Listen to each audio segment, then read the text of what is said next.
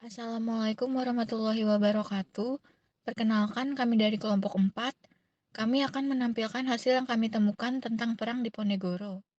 Latar belakang, Pangeran Diponegoro adalah salah satu pangeran yang juga dikenal sebagai salah satu pahlawan nasional Republik Indonesia yang sangat berani untuk melawan para penjajah Belanda. Beliau adalah tokoh pejuang yang berasal asli dari Indonesia yaitu daerah Yogyakarta. Perang Diponegoro adalah perang terbesar yang terjadi di Pulau Jawa. Perang Diponegoro dilatar belakangi oleh adanya ikut campur Belanda pada urusan kerajaan. Pihak keraton tidak berdaya akan pengaruh politik pemerintahan kolonial dan justru hidup mewah serta tidak mempedulikan rakyatnya. Sebab terjadinya perang di Ponegoro. Di bawah pimpinan Pangeran Diponegoro terjadinya perlawanan rakyat pada 1825 hingga 1830, yaitu satu perlawanan kepada pemerintah kolonial Belanda. Penyebab terjadinya perang Diponegoro dapat disimpulkan karena adanya sebab umum yaitu sebagai berikut.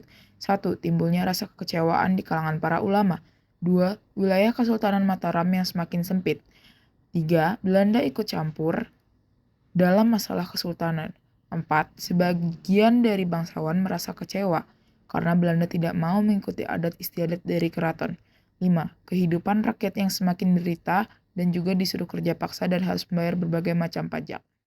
Perang Diponegoro merupakan perang besar dan berlangsung selama 5 tahun dari tahun 1825 sampai 1830.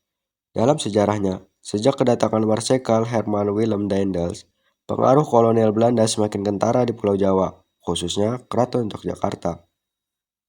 Daendels mengubah etiket dan tata upacara yang menyebabkan kebencian dari Keraton Jawa. Setelah Sri Sultan Hamengkubuwono wafat, Presiden Yogyakarta banyak mencampuri urusan kekuasaan keraton.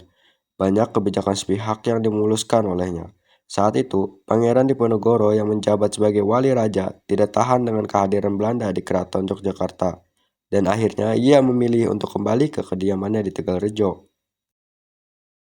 Mulainya perang pada pertengahan bulan Mei 1825. Semishert memutuskan untuk memperbaiki jalan kecil di Yogyakarta.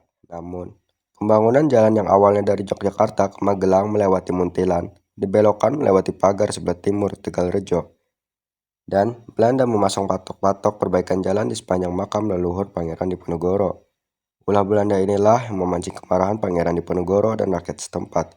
Akhirnya, Pangeran Diponegoro mengganti patok-patok tersebut dengan tombak sebagai tanda pernyataan perang terhadap Belanda. Pangeran Diponegoro melancarkan strategi perang melawan Belanda selama 5 tahun. Ia menggunakan taktik gerilya dengan melakukan pengelabuan, serangan kilat, dan pengepungan tak terlihat.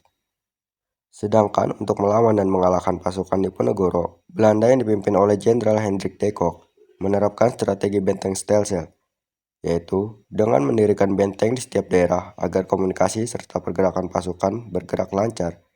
Pada akhirnya, strategi benteng stelsel ini berhasil memecah pasukan lawan sehingga mudah untuk dikalahkan. Dampak dari perang Diponegoro. Ada beberapa dampak yang ditimbulkan akibat adanya peristiwa ini. 1. Korban kurang lebih 200.000 jiwa dari penduduk Jawa. 2. Korban 8.000 tentara Belanda dan 7.000 serdadu pribumi yang membantu Belanda. 3. Penegasan dominasi Belanda pasca kekalahan di Ponegoro. 4. Raja dan bupati tunduk kepada Belanda. Pada tanggal 28 Maret 1830, Jenderal de Kock berhasil menjepit pasukan Diponegoro di Magelang. Pada akhirnya, setelah pengkhianatan tersebut, Pangeran Diponegoro menyatakan bersedia menyerahkan diri dengan syarat sisa pengikutnya dilepaskan. Penyerahan diri Pangeran Diponegoro pun menandai berakhirnya Perang Diponegoro atau Perang Jawa pada tahun 1830. Setelah ditangkap di Magelang, Pangeran Diponegoro sempat diasingkan di gedung Karesidenan, Semarang yang berada di Ungaran, sebelum dibawa ke Batavia pada 5 April 1830 dengan menggunakan kapal Pollux.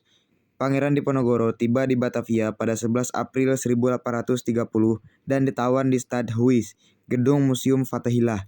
Pada 1834, Pangeran Diponegoro dipindahkan ke Makassar dan terus diasingkan hingga wafat di Benteng Rotterdam pada tanggal 8 Januari 1855. Sekian dari kami. Bila ada kesalahan dan kekurangan kata, mohon maaf.